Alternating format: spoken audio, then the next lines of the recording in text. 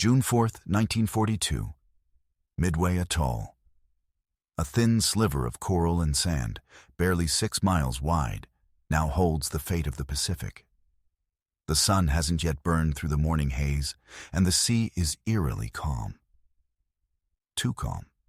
Below deck on the USS Yorktown, CV-5, Chief Petty Officer Harold Red Haynes wipes condensation off a bulkhead and mutters, "Feels like the calm before a typhoon." He's right. Over 200 miles away, a Japanese armada surges eastward, 4 carriers strong: Akagi, Kaga, Soryu, and Hiryu. Each loaded with aircraft and confidence, fresh off 6 months of unbroken victory since Pearl Harbor. Vice Admiral Chuichi Nagumo believes he has caught the Americans off guard.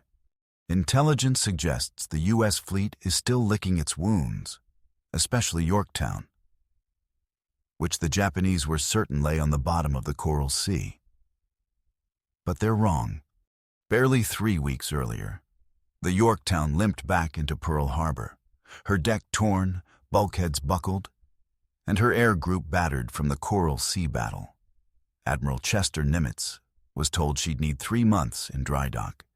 He gave her 72 hours. And against all logic, American engineers did it.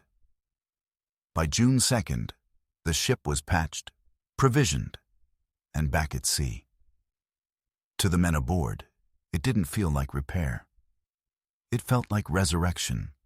"Hell," one sailor joked, "this ship's held together with prayer and paint." At dawn, Yorktown sails in formation with Enterprise and Hornet. 3 carriers, all that stood between Japan and the U.S. West Coast. Each man aboard knows the stakes. If Midway falls, Hawaii is next. Radar picks up the first contact at 5:30 a.m. Dozens of Japanese aircraft closing fast. The alarm klaxon screams. Men scramble to battle stations. Pilots of VF-3 climb into their F-4F Wildcats, engines roaring as deck handlers pull away the chocks. "Launch 'em all," shouts the air boss. The flight deck erupts in controlled chaos. Men moving in perfect rhythm, the practiced madness of carrier war. As the Wildcats lift into the dawn, the horizon flashes. The first bombs fall on Midway Island. Smoke billows up from fuel depots and hangars. The battle has begun. Meanwhile, aboard Akagi, a Japanese officer peers through binoculars, calm and calculating. "No enemy carriers sighted," he reports. Admiral Nagumo nods, satisfied. "Good. We will prepare the second strike." He doesn't yet know. Yorktown is coming. 6:15 a.m., northwest of Midway. The morning sun breaks through a veil of low clouds, scattering beams of gold across the Pacific. In that light, 3 American carriers cut their way east. Silent, disciplined, invisible. On the flight deck of Yorktown, Lieutenant Commander Max Leslie, leading Scouting Squadron 3, checks his watch, adjusts his Mae West life vest, and mutters, "Let's give them something to talk about back in Tokyo." Below deck, engineers wipe sweat from their foreheads. The air smells of oil and salt. In the damage control room, Chief Haynes listens to the distant drone of engines and thinks of the last battle, Coral Sea, where he dragged his friend out of a burning passageway. Now he feels it again. The tension, the waiting. At 7:28 a.m., a PBY Catalina from Midway radios the words that will change the war. Enemy carriers sighted. Nimitz's plan is working. Thanks to the cryptanalysts at Station Haipo, the U.S. already knew Midway was Japan's next target. Yorktown, barely held together, has become the centerpiece of a trap. Within an hour, waves of American aircraft are roaring toward the Japanese fleet. TBD Devastators, SBD Dauntless dive bombers, and Wildcats cut through the clouds in scattered formations. The sky is alive with contrails and sunlight glinting off canopies. On On the Akagi's bridge, Admiral Nagumo peers through his binoculars, watching the distant silhouettes approach. "Impossible," he whispers. "That's Yorktown?" Reports had confirmed she was sunk. The Japanese staff officers exchange uneasy looks. The Americans, they realize, have resurrected a ship faster than any Navy in history. At 10:20 a.m., American torpedo squadrons make their suicidal runs. VT-8 from the Hornet is annihilated, all 15 planes shot down. VT-3 from the Yorktown suffers the same fate. But their sacrifice draws every Japanese Zero to sea level. Then, out of the sky, they come. From 20,000 feet, Lieutenant Richard Best's SBD Dauntless dive bombers scream downward, sun glinting off their wings. Bomb bay doors open. The sound is like ripping canvas and thunder all at once. 3 hits. 3 carriers, Akagi, Kaga, Soryu, engulfed in flame within minutes. Japanese sailors leap into the sea as their decks melt under infernal heat. On Yorktown, men cheer as the radio bursts with coded confirmations. 3 enemy flat tops burning. But the jubilation doesn't last. At 11:52 a.m., radar picks up incoming Japanese counterattack.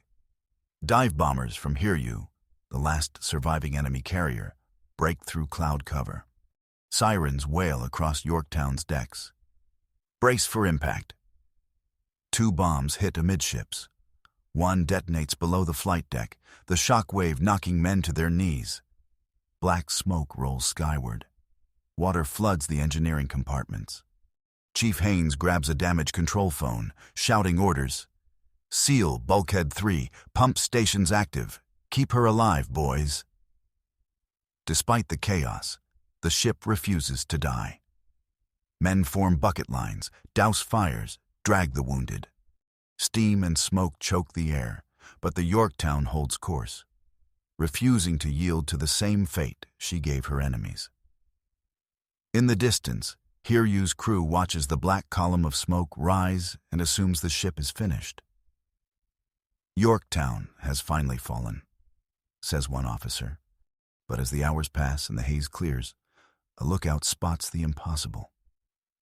She's still there, still moving. The ghost of Coral Sea refuses to sink. 1:30 p.m., June 4th, 1942. The Yorktown lists slightly to port, her once gleaming gray hull now scorched and scarred. The smell of burning aviation fuel fills every corridor. But the engines are running. The flight deck crew, sleeves rolled up and faces blackened with soot, has already cleared debris and resumed flight operations. On the bridge, Captain Elliot Buckmaster scans the horizon through binoculars. "Signal to Enterprise," he orders. "We're still in the fight." Below, Chief Haynes coughs through smoke in the lower decks. Salt water sprays from burst pipes, flooding his boots. "She's taking on water," a young sailor shouts. Haynes grins grimly. "So are they, son. Keep the pumps going." On the open sea, Hiryu, the last of Nagumo's carriers, launches its second strike. 4 Nakajima B-5N Kate torpedo bombers skim low across the waves, sun flashing off their canopies. They fly in perfect formation, gliding through columns of smoke. "Contact! Starboard side!" cries the lookout. Anti-aircraft guns blaze to life. The 5-inch mounts hammer the sky, tracers stitching upward. But 2 torpedoes strike home. The deck shudders as if the ship herself screams. Water pours in through the ruptured hull, flooding the boiler rooms. The lights flicker, then die. Buckmaster grips the railing. "All hands, abandon ship. Get the wounded topside." Even as he gives the order, men hesitate. No one wants to leave. On deck, planes burn beside the catapults. Smoke rolls off twisted steel. Yet amid the destruction, a strange quiet settles. Not defeat, but defiance. Hours later, as the sun sets over the Pacific, rescue destroyers circle the drifting hulk. Sailors climb down ropes into the sea, their life vests glowing faintly in the fading light. From the water, they look back.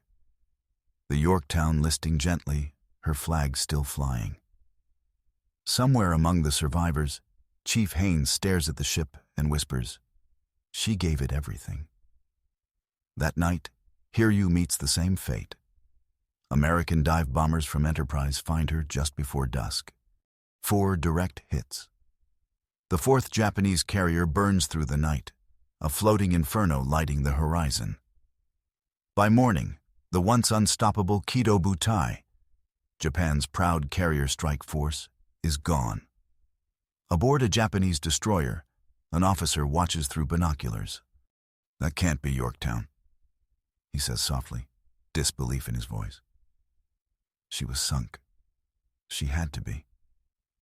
But she was there. She fought, she bled, and she refused to die. Long enough to change history. June 7th, 1942. The battle is over. The seas around Midway are calm once more, littered with oil slicks, broken planks, and life rafts drifting aimlessly. Seagulls wheel in lazy circles above the wreckage. On board USS Hamon, sailors lean over the rails, watching as tow lines are fastened to the wounded Yorktown.